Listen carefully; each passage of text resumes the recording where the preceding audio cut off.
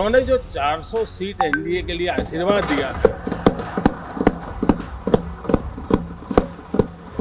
आपके आशीर्वाद मेरे सर आंखों पर। 2014 में बीजेपी की 282 सीटें, सहयोगियों की मिलाकर 336 सीटें। 2019 में बीजेपी को 303 सीटें, सहयोगियों की मिलाकर 353 सीटें। अब 2024 में पीएम मोदी बीजेपी के लिए मांग रहे 370 सीटें और सहयोगियों की मिलाकर 400 पार का नारा है। नमस्कार, मैं हूं आपके साथ रोहित और आप देख रहे हैं एनएमएफ न्यूज। तो यहां पर सवाल यह है कि आखिर बहुमत से ज्यादा सीटें बीजेपी को क्यों चाहिए? क्या मोदी सरकार तीसरे कार्यकाल में संविधान बदलना चाहती है? क्या मोदी सरकार पीओके में कुछ बड़ा करने का प्लान कर रही है, या फिर मोदी सरकार का तीसरे कार्यकाल में कुछ और बड़ा प्लान है? इन्हीं सब सवालों के बीच लोकसभा चुनाव के लिए प्रचार हो रहा है। तमाम बयान सामने आ रहे हैं। महाराष्ट्र के पूर्व मुख्यमंत्री उद्धव ठाकरे को यह डर सता रहा है कि कहीं मोदी तीसरी बार प्रधानमंत्री बन गए तो देश का संविधान बदल दिया जाएगा। लेकिन ठाकरे को यह डर सताया क्यों, यह समझना बेहद जरूरी है। दरअसल अभी कुछ दिनों पहले कर्नाटक के बीजेपी सांसद अनंत कुमार हेगड़े ने एक बयान दिया जिससे विवाद खड़ा हो गया। अनंत कुमार हेगड़े ने कहा, प्रधानमंत्री मोदी द्वारा तय किए गए 400 सीटों का लक्ष्य इसीलिए है क्योंकि इतनी सीटें संविधान बदलने के लिए और धर्म की रक्षा के लिए चाहिए।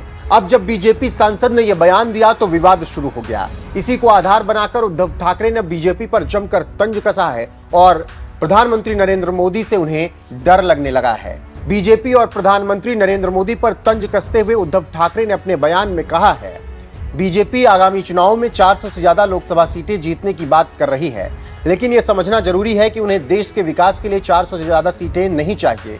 वो देश का संविधान बदलना चाहते हैं। ठाकरे ने जिस तरह से यह आशंका जताई है, उसी तरह राहुल गांधी ने भी अनंत हेगड़े के बयान पर एक ट्वीट करते हुए बीजेपी पर तंज कसा और लिखा, भाजपा सांसद का बयान 400 सीट संविधान बदलने के लिए चाहिए। नरेंद्र मोदी और उनके संघ परिवार के छुपे हुए मंसूबों का सार्वजनिक ऐलान है। वहीं जब अनंत हेगड़े के बयान पर बवाल मचा, राहुल गांधी उद्धव ठाकरे मोदी सरकार पर हमलावर हो गए और मंसूबों पर सवाल उठाने लगे, तो बीजेपी की तरफ से इसका खंडन किया गया और सफाई पेश की गई। कर्नाटक बीजेपी ने एक ट्वीट करते हुए अनंत हेगड़े के बयान से किनारा किया और कहा, संविधान पर सांसद अनंत कुमार हेगड़े की टिप्पणी उनके निजी विचार हैं और पार्टी के रुख को प्रतिबिंबित नहीं करते हैं। बीजेपी देश के संविधान को बनाए रखने के लिए हमारी अटूट प्रतिबद्धता की पुष्टि करता है। खैर, इन सब विवादों बयानों के बीच बीजेपी ने अपना पूरा फोकस 400 सीट जीतने पर लग कर लिया है। जहां पिछले लोकसभा चुनाव में कुछ कसर बाकी रह गई थी, वहां पर भी बीजेपी पूरे दम के साथ चुनाव लड़ने की तैयारी में है।